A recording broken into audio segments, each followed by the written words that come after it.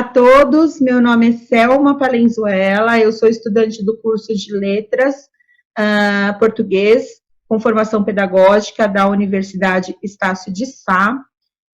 O número da minha matrícula é 20.200.941.5636.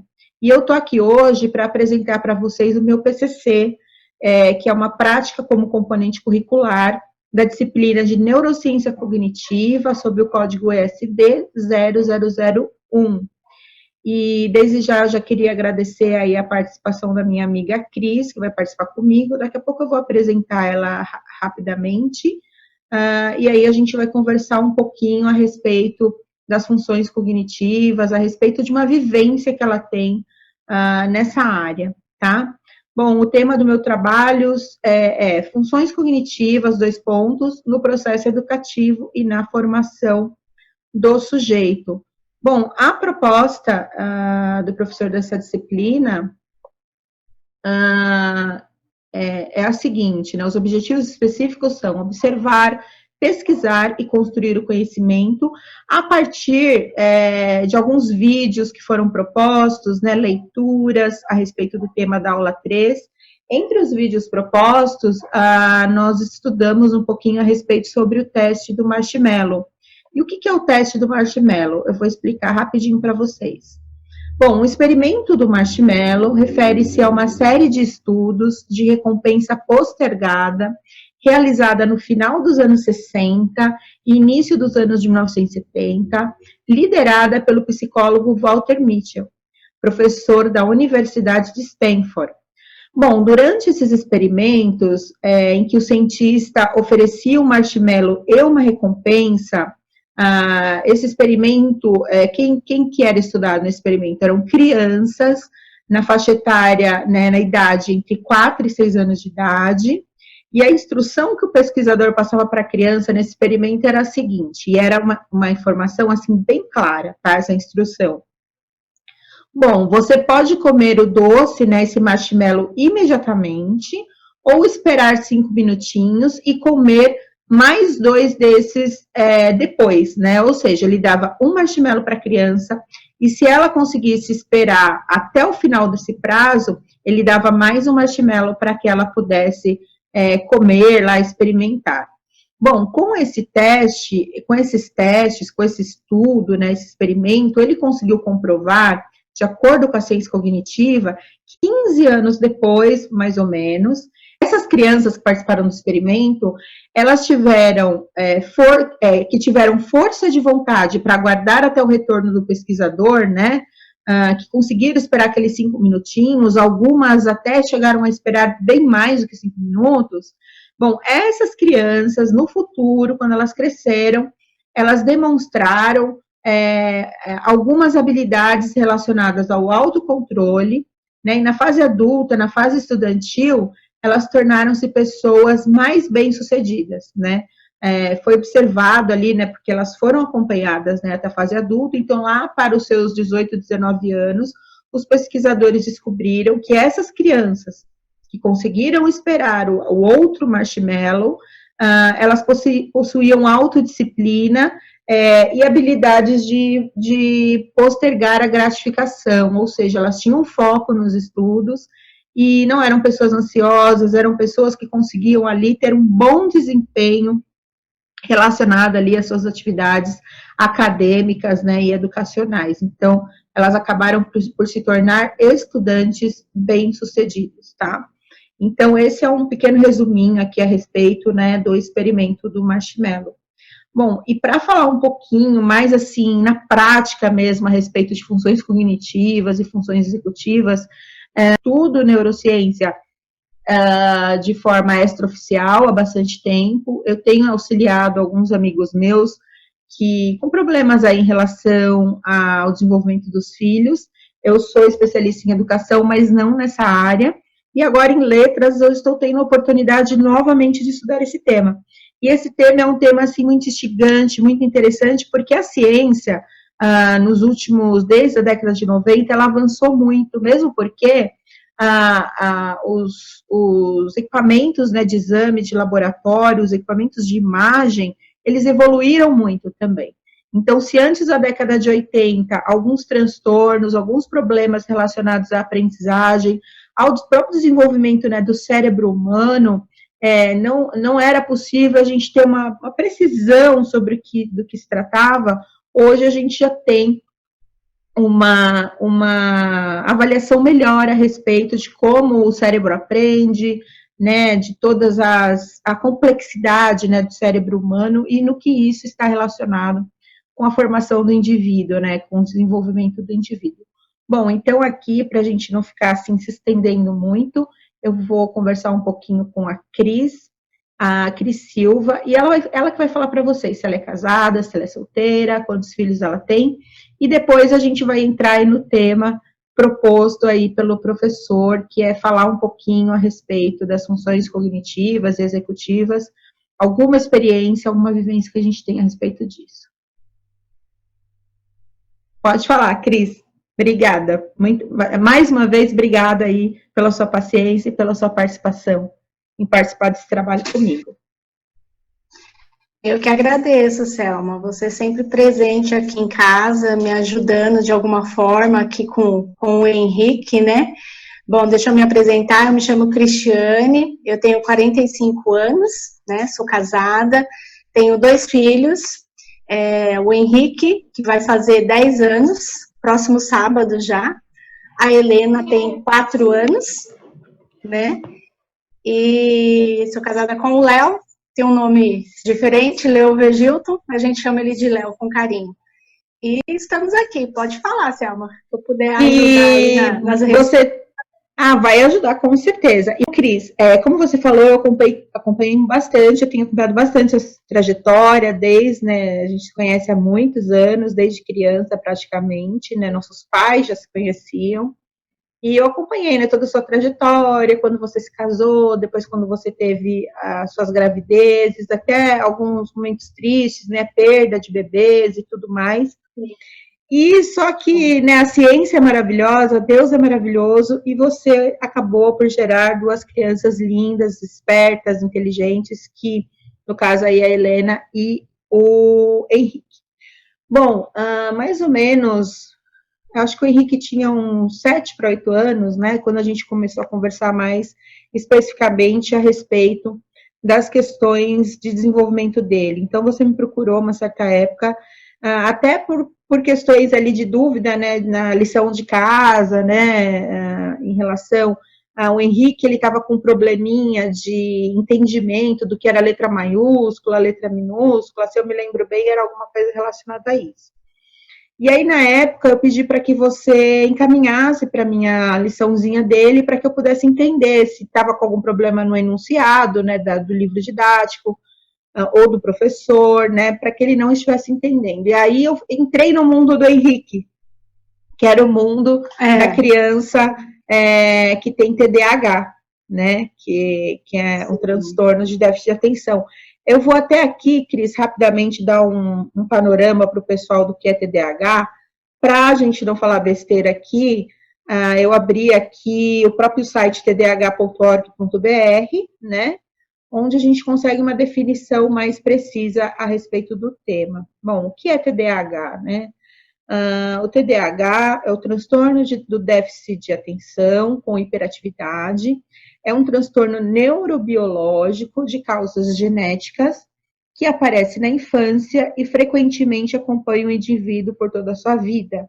Ele se caracteriza por sintomas de desatenção, inquietude e impulsividade. Ele é chamado, às vezes, DDA, que é distúrbio do déficit de atenção. Em inglês, também é chamado de ADD, ADHD ou ADHD. Bom, muitas pessoas aqui no site estão falando que muitas pessoas duvidam de que o TDAH exista, que não entendem isso ainda como um transtorno que precisa de acompanhamento. Porém, a gente sabe que essa é uma questão, assim, bastante séria, né, principalmente no que diz respeito à desatenção e à hiperatividade em relação à impulsividade.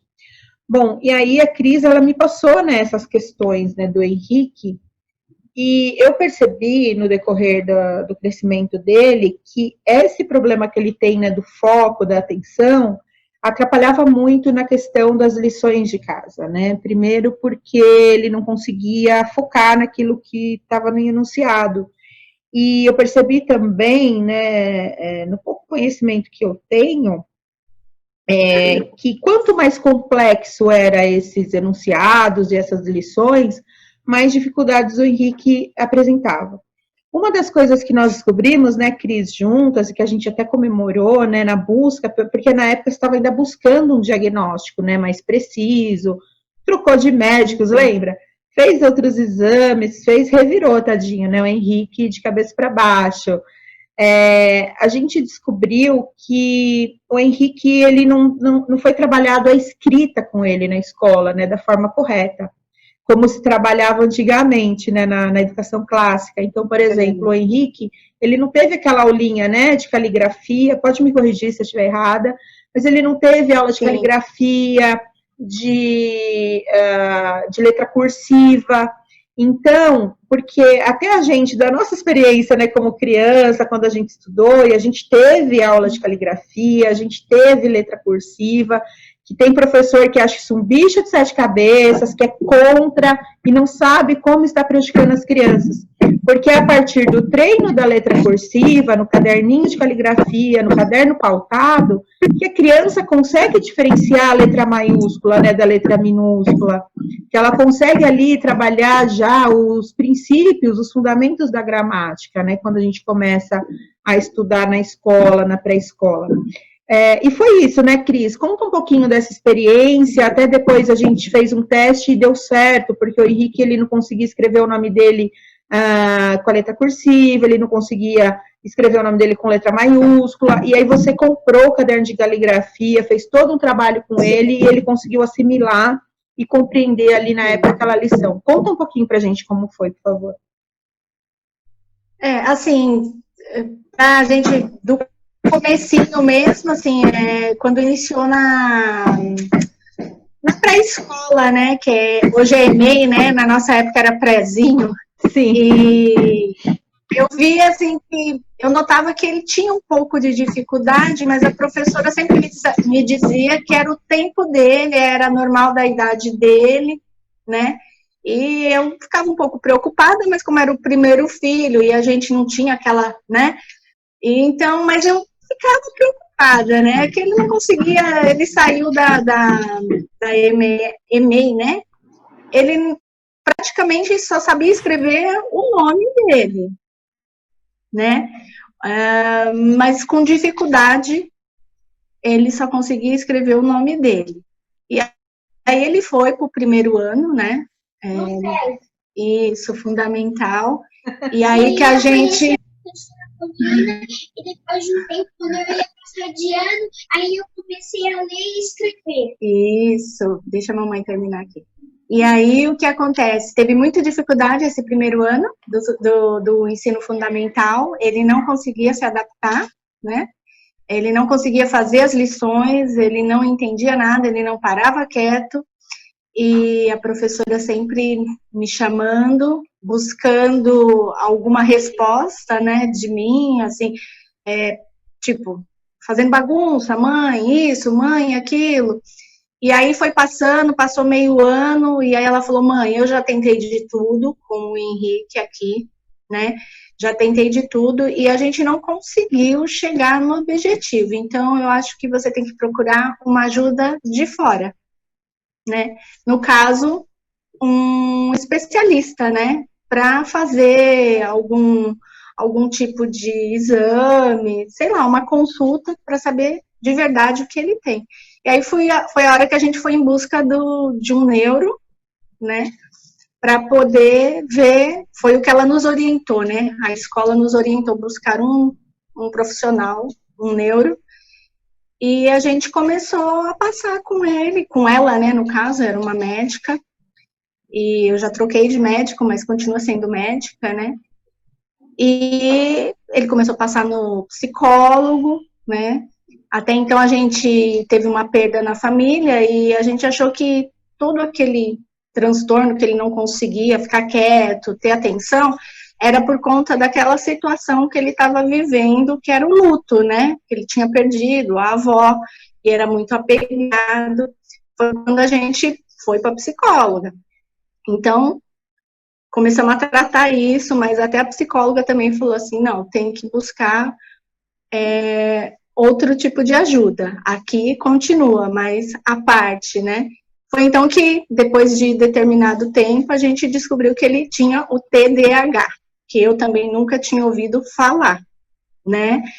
E a própria psicóloga falou para mim que não era para mim ter preconceito, né?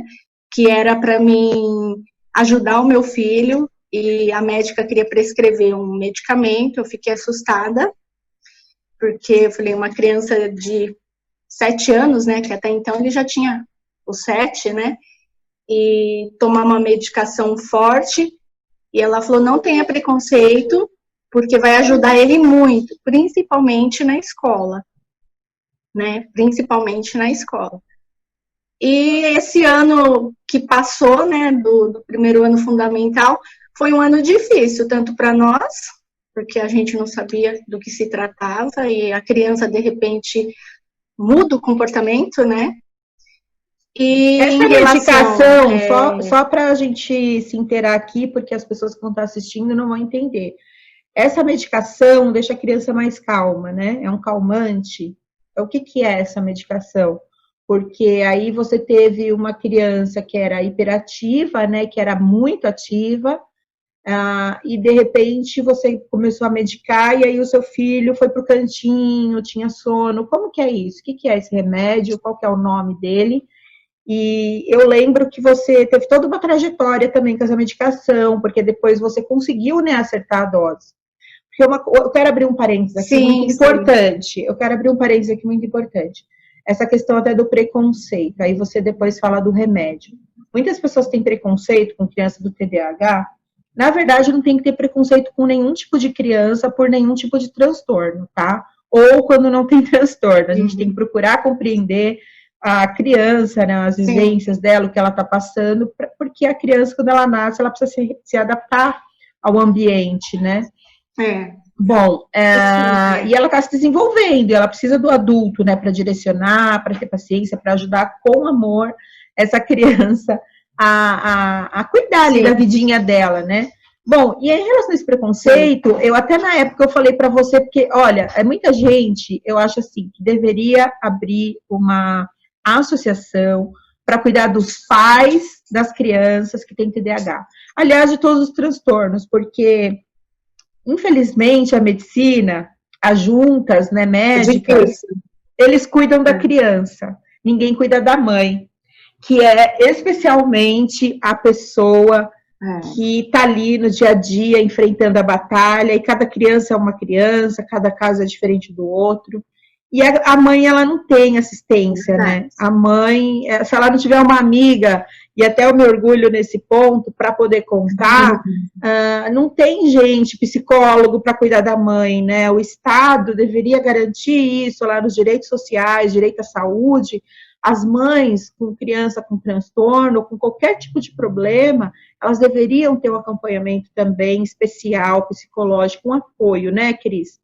Emocional. Sim, com certeza. E mexe muito com a família. Mexe. E sobre esse preconceito, muita gente acha que a criança tem TDAH tem retardo mental. E assim, e aqui eu não estou falando também sendo preconceituosa com crianças que têm paralisia cerebral, nada disso.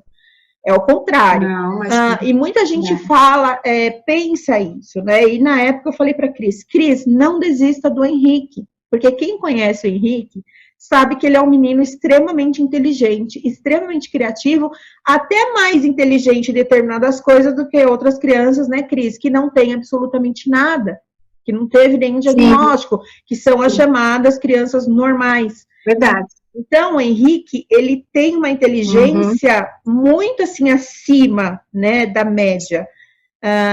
Então, apesar de todos esses problemas que ele tem cognitivos, das funções executivas, da atenção e tudo mais. Então, Cris, eu queria que você falasse também um pouquinho a respeito disso, falasse do remédio, e como foi enfrentar isso na nossa sociedade, que é uma sociedade, infelizmente, ainda é cruel, né? É uma sociedade que não cuida da mãe, que não se, sabe? O que as pessoas querem é que a mãe faça a criança ficar quieta, né? Ai, se eu fosse mãe, eu ia bater. Eu pegava, dava uma surra, já resolvia, né? E às vezes não é isso, né? Claro, tem criança que é mal educada, né? Mas às vezes não é a questão da criança ser mal educada. Não. A verdade é assim, que uma criança com TDAH, até que você descubra que ela tem esse transtorno, você realmente vai achar que ela é uma criança mal educada, espoleta demais, né? Quem está de fora que olha e fala, ai, que menino terrível, ai, meu Deus, que, tipo, critica, né, na verdade, usar essa expressão. Mas a gente aqui em casa foi em busca de entender o porquê dessa estripuria toda aí, né, que pulando feito canguru. E a gente foi, né, e não prestava atenção em nada mesmo. Então, a gente passou, né, com a neuro, a gente fez aquele exame, eu me esqueci. Multidisciplinar, meu marido falou aqui agora. Foi depois, tá? Não foi no início, logo. Foi na busca, né? Na busca do diagnóstico, você passou por muita coisa, né? Isso, então a gente foi em busca, né? A escola nos orientou a buscar psicopedagogia, né? Para poder ajudar. E eu já li a respeito que no tratamento de TDAH necessita, né? Ter um psicopedagogo para ajudar a criança. Porque, querendo ou não, eles são mais devagar, né, assim, tem a inteligência, mas demora um pouquinho mais. O meu aqui em casa, eu vejo, assim, que é muito pelo ouvir, né, grava tudo, faz tudo. Agora, na hora de ir ali na prática, lápis, caneta, tem um pouquinho mais de dificuldade, né, mas o remédio, né, vamos falar do remédio. Sim. A gente iniciou com, eu pode falar o nome do remédio? Pode. Então, nós iniciamos com Ritalina, 10 miligramas, se não me engano. Apenas abrir um parêntese, tá, gente? Que aqui ninguém tá recomendando medicação, isso é uma coisa muito séria. Qualquer medicação tem que ser prescrita por médico, principalmente medicações que são controladas, que é o caso da medicação do Henrique. Sim, sim. E a gente iniciou com o Ritalina, que tinha a doutora Neuro, né, falou para mim que tinha uma duração de 4 horas, então ela falou, você só vai dar no período escolar, para ele poder ter aquela atenção que necessita, porque no início do ano letivo, estava alfabetização, né, essas coisas, então a gente dava só durante o período do almoço tarde, que era o horário que ia para a escola. Aí, com o tempo, a Ritalina saiu do mercado, não sei por que aconteceu, e ela nos sugeriu outro medicamento que, assim, por sua vez, era muito caro, não é barato, até hoje não é barato, né? Que é o Venvance, e aí esse é de 30 miligramas, né? Esse ele toma também um só por dia, só que a duração dele é mais que a Ritalina, né? E ela disse que era uma droga, assim, mais atual, né? Que agia melhor no organismo e era melhor para ele. Então a gente iniciou porque retamente o Ritalina não tinha mais no mercado naquele momento, né? Acho que agora voltou, não sei. Mas foi uns tempos difíceis, porque o valor era muito alto, e só vem 28 comprimidos, né? E em determinado momento a doutora falou assim, olha, vamos ver se a gente consegue gratuito, né, tal.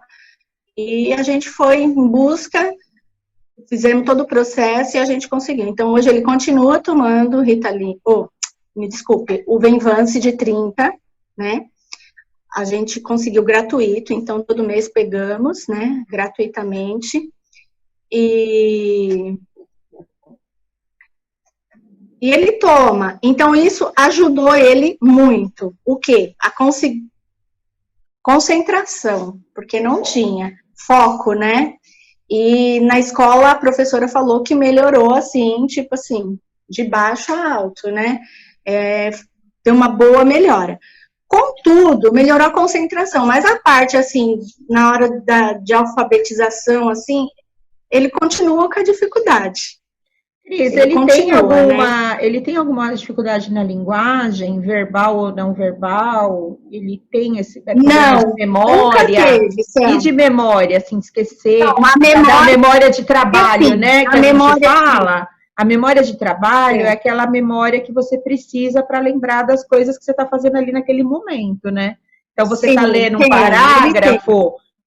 parágrafo, então, para você entender, você acaba tendo que voltar quando a sua memória não está muito legal. Ele tem esses problemas? Tem. Ele esquece muito fácil as coisas. Muito rápido, É uma coisa que me incomodava muito, que eu fui perguntar para a médica. Eu falei, tem certeza que o problema dele é esse, né? Porque ele esquece muito, né? A memória dele, né? Aí ela falou, não, isso faz parte do transtorno, né? Tá. Faz parte do transtorno. Uma outra pergunta, em relação à questão do controle inibitório, né? Ele tem algum problema ou não? Não tem, né? Eu acho que eu nunca vi isso, Henrique, de não ter discernimento do certo e errado, de mexer no que ele não pode. Não é assim, né? Não, ele sabe. E sobre planejamento, Cris, antes da gente entrar na entrevista, depois eu quero até que você mostre isso. Você falou que ele estava brincando de Lego. E a gente sabe que para brincar de Lego, você precisa ter um senso de planejamento. Ele tem problema de planejamento? Por que ele gosta de Lego? Qual é a dele com o Lego? Olha, Selma, é assim, eu e o pai dele fica aqui de bobo, tanto que o pai dele agora só compra Lego, né? Tanto o Lego original como a segunda linha, porque não é barato também, né? Mas precisa de uma política pública pro Lego. Eu gostaria, viu? Porque ele é apaixonado por Lego. Gente, eu vou... Desculpa, tá um delay aqui, então parece às vezes que eu tô falando em cima dela e ela em cima de mim. Paciência. Não. Mas assim, ou eu vou marcar a empresa Lego, depois eu, sei lá, vou pôr no meu Instagram um pedacinho desse trecho e vou pedir pra Lego dar um patrocínio aí pro Henrique. Por que não, né? Cadê? Qual que é a propaganda? Qual que é isso aí? É o navio? O que é isso aí? É um navio. Esse aqui não tem. É um submarino, ele disse. Não é uma coisa que a gente comprou pronta. É o que ele tem aqui que ele monta. Ele cria da cabeça dele, entendeu? Pois é, Cris, é aí que eu quero entrar. Porque, assim, os médicos dão um diagnóstico X, né? As equipes multidisciplinares. Você falou aí de neurocientista, de neurologista, você trata com psicopedagoga, você trata com psicóloga, tem a professora da escola que é pedagoga, tem uma série de profissionais envolvidos, né? A pediatra, que cuida mais da parte biológica, do desenvolvimento mesmo, da nutrição dele, que também é importante. E isso é um mistério, né? Porque, teoricamente, não era para ele ter, assim, essa habilidade em planejar, teoricamente falando. Sim. E então, você considera isso o quê?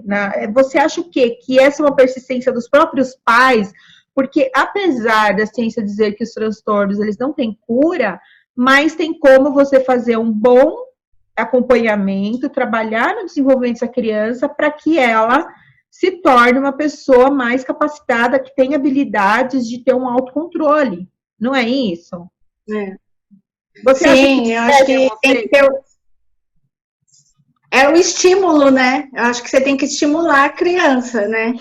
Então, você fica... Assim, não é fácil, né? Falando parece fácil, mas não é fácil. Você tem que ficar ali no pé, né? Vamos. Em relação ao Lego, assim, abrir um parênteses, eu não preciso muito ficar no pé dele, não. Ele já é uma coisa assim dele. Ele já pega a caixinha dele e bora lá, e vai. E ainda coloca a criatividade dele, porque essa é a intenção também do Lego, não é só montar o que está no manual, né? Ser criativo, né? Não, ele faz sem manual, ele monta, ele cria lá o que ele acha na hora e ele vai lá e fala, mãe, olha o que eu fiz, mãe, tira foto. Pois é, isso é até um sempre querem que eu contrassenso, né, Cris? Porque eu testemunhei Sim. um dos aniversários dele, é até uma situação engraçada, né? Hoje a gente ri, mas assim, na época a gente fica triste, né? Mas hoje a gente tem isso como uma superação. Mas eu lembro que no bolo do aniversário dele, ele não conseguiu ficar na frente do bolo, né? Ele, enquanto a gente cantava parabéns para ele corria pelo salão. Então, isso é triste para os pais, isso, né? As pessoas dão risada, às vezes, levam isso na descontração, mas para os pais isso é triste. E hoje, da gente ver que o Henrique, ele consegue parar, olha, outro Lego, gente, olha isso. Hoje, a gente saber que o Henrique, ele consegue, é o H, né, de Henrique. Nossa, que maravilhoso. Eu dei a plaquinha para ele, eu falei assim, eu quero que você faz igual, e ele fez exatamente igual. Nossa, Cris, que legal. Por isso que eu falei, vai estudar pedagogia que vai te ajudar também. Mas aí, Cris, eu queria te falar... Eu queria te falar o seguinte, mas assim, uma criança que não consegue ficar no bolo do parabéns, que é um momento que toda criança ama, ele não ficou, e hoje ele consegue trabalhar com o Lego, trabalhar essa parte de planejamento, né, porque o Lego é complexo, eu tenho dificuldade com o Lego. Então, né, são peças muito pequenas, então... uma outra coisa que eu lembrei aqui, eu não lembro qual foi a lição que a gente fez com ele, mas ele tinha que fazer uma pintura, alguma coisa assim, e você me contou, falou, Selma, eu não consigo que ele sente na mesa para fazer a lição, às vezes é muito difícil. E aí eu dei algumas dicas para você, eu lembro na época, né? Porque você falou agora, você que puxou o fio da meada, você falou dos estímulos, só que nem sempre o estímulo ele é positivo, né? O estímulo na aprendizagem, o estímulo planejado é uma coisa. Agora, os estímulos que são parte do ambiente externo, eles são prejudiciais às vezes. Então, assim, por exemplo, a TV ligada na hora que está fazendo a lição. No caso, ele tem a irmã dele, que é a Helena. Então, quais foram as dicas que eu te dei? Eu falei, olha, quando ele estiver fazendo lição, a família tem que fazer lição com ele. Lembra disso? Vocês têm que sentar, dar uma atividade para a Helena, né? Um desenho para ela pintar, né? E até fala para a Helena, né? Helena, você tem que ajudar o Henrique, né? Fazer a lição de casa. E tirar todo o barulho que tem em volta, porque senão ele vai procurar, né? Por esse barulho. O TDAH, ele tem essa curiosidade acirrada nele, né? De querer ver o que está acontecendo. Isso ajudou vocês também, essa reorganização do ambiente na hora da aprendizagem, na hora de fazer a lição, na hora de trabalhar aquilo que de fato é sério na vida dele, porque ele precisa, né, aprender de fato a ler, escrever, a calcular, a pintar, né, para no futuro ele ter uma profissão. Então tem que trabalhar, né, a coordenação motora, tem que trabalhar a questão do movimento de pinça, né? Tem que trabalhar, né, a motora fina, a motora grossa, tem que trabalhar tudo isso com ele. Mas tinha essa dificuldade. Então, você acha que essa reorganização do ambiente na sua casa, do próprio quarto dele, na hora de fazer a lição de casa, você acha que isso tem ajudado?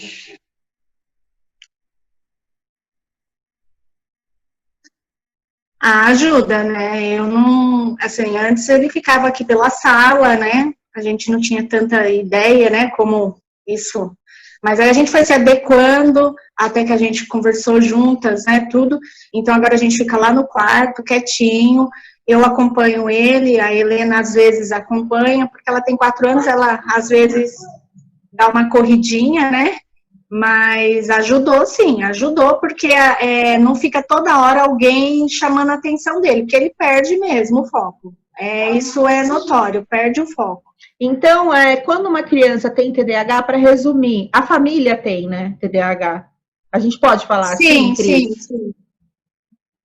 Eu acredito que sim. Né, a família, ela passa a ter... O marido É uma questão de empatia, né? O que eu quis dizer assim, a família tem que se colocar no lugar e tem que mudar os hábitos, né? Então, se o pai era mais barulhento, chegava em casa, ligava o futebol, não é o Léo, né? O Léo não é isso aí, mas assim, um exemplo, né? Não. Mas se o pai chega em casa, já ligava a TV na frente das crianças, porque normalmente o pai velho, ele é autoridade no lar, então ele chega e ele domina, né? Ah, vou ligar a TV e todo mundo fica em torno do pai e da mãe. No caso, quem tem uma criança com TDAH, o pai tem que respeitar essa condição, né? Então, ele não pode mais chegar ligando o som, fazendo coisas que vai interferir ali na concentração do Henrique, porque quando a pessoa não tem déficit de atenção, gente, só para explicar, ela consegue, por exemplo, se eu estiver aqui fazendo a minha lição da faculdade, meu trabalho, pode estar o mundo caindo, pode estar o caminhão daquela musiquinha do gás irritante passando. Eu vou continuar aqui concentrada, eu vou pensar assim, eu tenho um prazo, né, para entregar meu trabalho, que caia o mundo, né, mas eu continuo aqui focada até eu terminar de escrever a última linha do meu trabalho. E a criança com TDAH, ela não tem isso, né, ela não consegue. Então, se tiver passando um carro, não é, Cris, com um barulho, se tiver qualquer situação fora do normal ao entorno dela, ela não consegue se concentrar, né?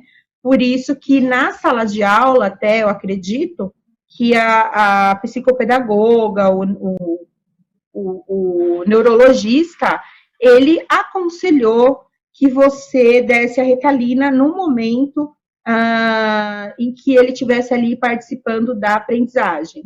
Então, a gente estava aqui falando a respeito da rotina da casa, como é importante melhorar a rotina da casa para a criança se adaptar, porque qualquer mudança de coisas do lugar, a criança fica nervosa, fica ansiosa, e isso acontece muito, né, com você e com o Henrique, de você acabou se adaptando, né, à rotina do Henrique, à organização da casa, para melhorar aí até na questão da aprendizagem dele.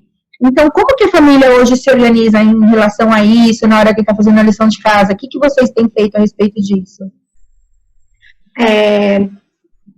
Antes a gente fazia aqui na sala, que tem uma saletinha aqui, né?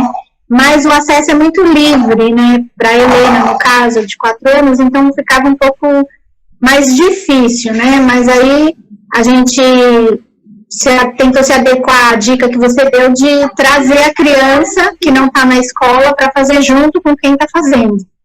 Porque as aulas online para o Henrique é um pouco mais difícil, ele ficar lá quietinho na frente do computador, prestando atenção. Não presta, né? Ele levanta, ele vai para lá, ele vem para cá, ele volta, ele dá um rolezinho, então eu coloco bem alto. Mas assim, a gente participa, eu fico sempre lá com ele, chamando ele, né? Às vezes eu desligo a câmera para talvez não tirar a atenção de outras crianças, né? E desligo o microfone, mas trago Helena também, né? Até você deu uma sugestão um dia da gente, no caso, trazer a Helena, e eu dei a folha sulfite para ela, falei, faz um desenho bonito, enquanto o Henrique estuda aqui, você faz aqui. E ela, de imediato... Gosta, né? De pintar árvore, bailarina. Sim, né? sim. Então, aí de imediato ela já aderiu à ideia, não atrapalhou, né? E a gente conseguiu seguir o fluxo. E ela tá ajudando, né? Eu mudei de lugar, fomos pro quarto, né? Mudei, porque o ambiente muito aberto, aí acaba que ela vai e volta, então a gente fica lá, ele na cadeira dele, eu na minha, ela por ali. Porque qualquer ruído, né, do ambiente, qualquer estímulo, ele perde a concentração. Bom, Cris, então eu já queria te agradecer e eu queria que você trouxesse o Henrique para a gente conhecer, para as pessoas conhecerem, porque uma coisa é a gente falar da pessoa, outra coisa é a gente testemunhar como essa pessoa é maravilhosa. E o Henrique é essa criança linda, maravilhosa aí. Vem cá, Henrique. Calma. Senta aqui desse lado. Dá um oi pro pessoal. Oi, Henrique, tudo bem? Agora que você já ensaiou, você já pode falar novamente pra gente. Porque a gente teve um probleminha técnico, ele já tinha gravado, mas vocês veem como ele é legal? Ele veio novamente, né, pra gente terminar a gravação. Henrique, você tinha me contado como era legal na sua escola, que você tá sentindo saudade. Você tá sentindo saudade mesmo da professora, dos seus coleguinhas? E como que tá sendo a sua aulinha online? Conta um pouquinho pra gente. Chato. É chato, né? Você prefere ir para a escola, é isso? Uhum. E você tá com saudade da sua professora? Sim. Que bacana. Então, eu queria te agradecer, Henrique. Manda um beijo, manda um recadinho. Você me falou que você gosta do Lego, né? Conta pra mim, por que você gosta do Lego? Que não te deixa entediado, que você É falou. porque ele me deixa muito entediado. Como que é? Você gosta do Lego porque ele não te deixa entediado? Sim. Ah, que legal. E você só monta o Lego que tá no manual, na caixa, o desenho da caixa, ou você faz outras coisas criativas também? Faço os dois. Faz os dois? Que legal, Henrique. Henrique, obrigada. Manda um beijo aí pra todo mundo que vai te assistir. E eu te agradeço, tá? Um beijo. Agora vamos conhecer o pai, né? Papel voou lá do nada. Bom, vocês viram, né, que ele falou que ele gosta do Lego, porque o Lego não deixa ele entediado como as outras coisas. E é legal porque ele consegue ter bastante concentração com o Lego. E o Léo, o pai que gasta o dinheiro com o Lego, cadê ele?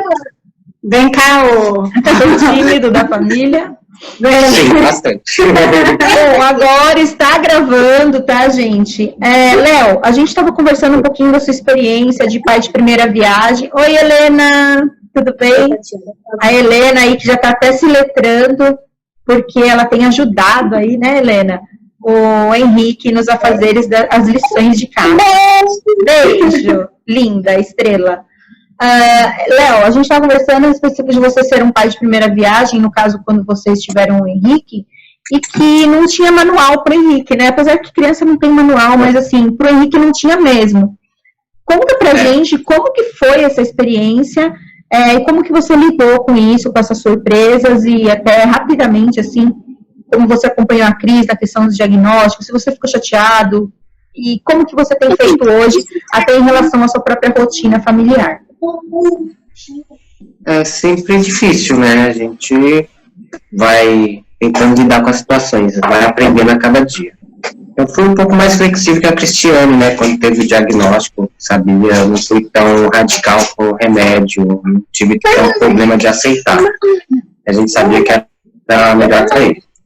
Mas a gente fica meio com medo, assustado, né? Mas aí os médicos deixaram bem tranquilo que não há dependência desse tipo de remédio. Isso ajudou bastante. E a gente vai tentando ajudar ele, porque realmente ele perde o foco muito rápido, né? E a gente tinha comentado antes. Até o controle remoto da TV, ele deixa no lugar, quando ele vai ali no outro lugar, já não sabe onde está. Essa questão da memória de trabalho, né? Que, no caso, até, muitas escolas são preconceituosas sobre a memorização, sobre a repetição, porque é muito importante a questão da repetição na aprendizagem, principalmente uma criança em TDAH. E você me contou que ele vai na cozinha, pega alguma coisa e já esquece, né? Se alguém tira o controle do remoto do lugar, deixa ele ansioso. Então, não pode tirar as coisas dele do lugar, tem que ter essa compreensão com ele, esse amor, esse cuidado. Como que é isso aí com vocês, por causa dessa questão da memória de trabalho? A gente tenta ajudar ele dessa forma, né? Não mexer nas coisas dele. É difícil, porque a Helena quer brincar, Quer montar Lego também. Quer montar sim. Priminho quando vem pra cá também, e ele fica irritadíssimo com isso, né? Agora sim, né, Léo? Como a gente também já falou, né? Ele fica irritado, mas assim, ele também tá na fase da pré-adolescência. Gente, ele não é normal, ele tem todas as características das crianças da idade dele. Então, ele vai ter a questão dos hormônios, da pré-adolescência, da adolescência, ele vai ser mal criado de vez em quando, toda criança mas de um modo geral, ele é uma criança educada. Então, isso é normal, né? Então, agora vai juntar um pouquinho o TDAH com a adolescência, né? Com a aborrecência. Eu não tô querendo nem ver como vai ser. Mas eu vou ter que ver. Muito obrigada. Ô, Léo, a gente já vai encerrar.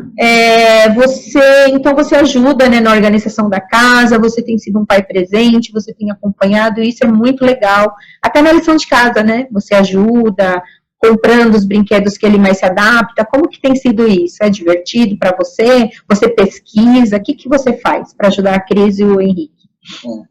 A parte de brinquedo, sempre fui apaixonado por brinquedo, né? Eu sempre gostei de brincar. Tá? Na época, eu ficava doido que eu enchia eles de brinquedo. Até diminuiu bastante com isso. Então você tá brincando de novo, né? Essa parte. Ele gosta de brincar, né? Essa parte eu gosto. Nossa, eu vi que ele se adaptou bastante com o Lego e é algo que mexe com a memória dele. Eu vi que isso está ajudando bastante ele. Então a gente acabou investindo um pouco nisso também. Nossa, que legal. Mas a parte de lição, a Cristiane mesmo, que está mais presente por devido a estar trabalhando, né? Principalmente no horário de escola. Mas a gente sempre procura ajudar quando eu estou em casa. Mas ela me contou que você ajuda em matemática, né? Essas coisas todas aí. Então, porque eu também não sou boa em todas as matérias, né? É isso aí. Então, gente, para fechar, que eu sei que vocês têm reunião aí com a psicopedagoga, isso faz parte da rotina de vocês quase que diariamente. Léo, eu sei que ciência sozinho não funciona para o ser humano. O ser humano precisa de sociabilização, precisa de Deus, precisa de religião. Nós somos cristãos. E eu queria que vocês dessem esse testemunho da importância da igreja para vocês, para a vida de vocês, no próprio desenvolvimento do Henrique. E como isso tem ajudado vocês, né? A igreja, Deus, a religião, como que isso tem funcionado na vida de vocês em relação à sua família no contexto do TDAH? Olha, em primeiro lugar, assim, em relação à igreja, em relação a Deus, né? A igreja, assim, nós vamos, é muito importante, para mim, para minha família, nós acreditamos mesmo, né? Temos a fé em Cristo, e desde o princípio a gente buscou a Deus, a gente usou as ferramentas que a terra nos dá, né? Mas não perdemos a nossa fé, então sempre em constante oração, pedindo ajuda, discernimento, sabedoria, porque não é fácil, então você, como ser humano, você se vê perdido, né? E você vai buscar, você precisa de ajuda, então você busca ajuda do alto. E Deus tem nos ajudado, nos orientado como prosseguir. E a igreja para ele é importante para o Henrique, ele aprende, ele interage com as crianças, né? Ele faz as orações dele, ele tem aquele entendimento de que ele precisa da fé, né? Para alcançar algo, né? Então ele pede, e eu falo para ele, o único que pode nos ajudar em relação ao TDAH, o nosso futuro, que a gente sabe que não tem cura, né?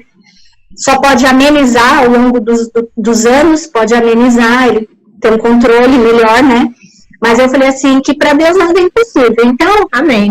A gente busca que seja curado, que ele tenha uma vida absolutamente 100% normal, que o TDAH não atrapalhe ele em nada no futuro, porque eu sei que o TDAH na infância, ele judia muito, né?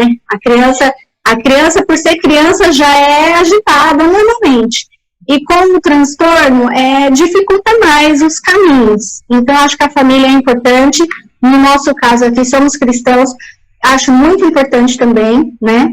Nós irmos à igreja, ele se relacionar, ele ouvir lá as histórias que contam, que são temas diferentes da escola secular, né? E ele aprende, ele chega em casa, ele conta tudo para mim, ele fala o que aconteceu, e aí a gente, em cima disso, acrescenta algo, mas sempre buscando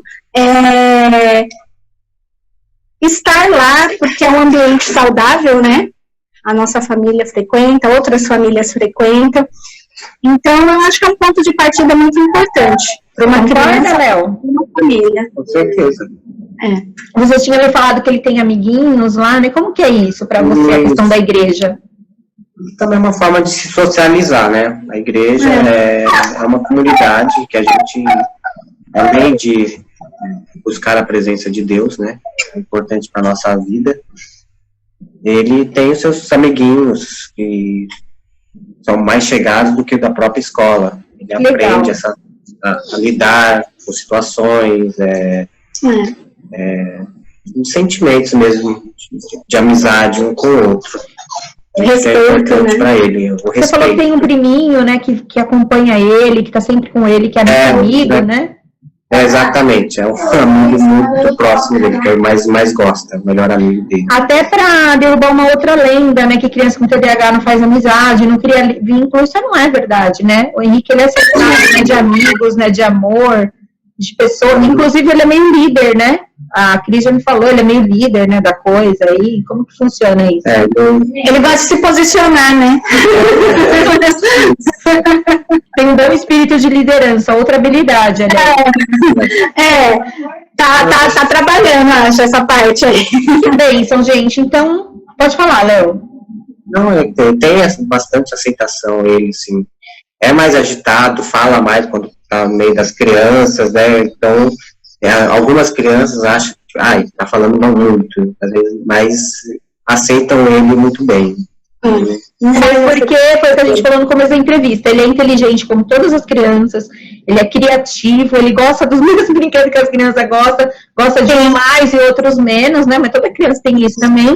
A única questãozinha dele é essa, né? Foco na lição, esquecer muito rápido as coisas, por isso que ele precisa exercitar bastante a memória. Mas, gente, eu quero agradecer vocês, que eu estou muito um pouco preocupada aqui com o horário, porque vocês têm consulta, né, na psicopedagoga. Eu quero agradecer de coração a família de vocês, e eu tenho certeza que essa entrevista muitas pessoas vão assistir, e ela vai colaborar com a vida de muitas famílias, de muitos pais, até do homem, né, que às vezes tem medo de participar.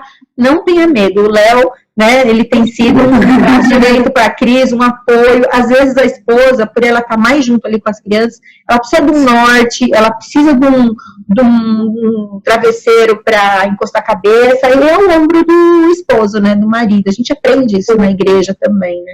E eu sei que o Léo tem sido bastante presente, tá de parabéns. Eu quero agradecer a todo mundo. Cadê todo mundo aí? Vou dar tchau. Cadê? A Heleninha tá agoniada. Ela é a bailarina. Oi, bailarina. Sabe que, só abrir um parênteses rapidinho, a questão do barulho, assim, afeta, mas muito alto, assim, um som muito alto, também dá uma certa aflição nele. E a doutora falou que em relação ao TDAH também. E até no caso, né, de quem chega, famílias que não tem criança TDAH, chega em casa, o pai já liga a televisão bem alto, né? Isso. Começa a jogar sapato, às vezes não precisa ser grosso, né? O jeito que a gente tem, né, quando chega às vezes a gente chega em casa, abre a porta, bate a porta, salto alto, né, Cris? Tudo isso afeta ele, né? Sim. Então é isso aí. Vou fazer um print de tela. Vamos de print, ó. Tia vai dar print. Vamos tirar foto. Cadê o Henrique? Foi buscar a foto. Um ego é melhor. Vamos fazer um print. Deixa eu ver como.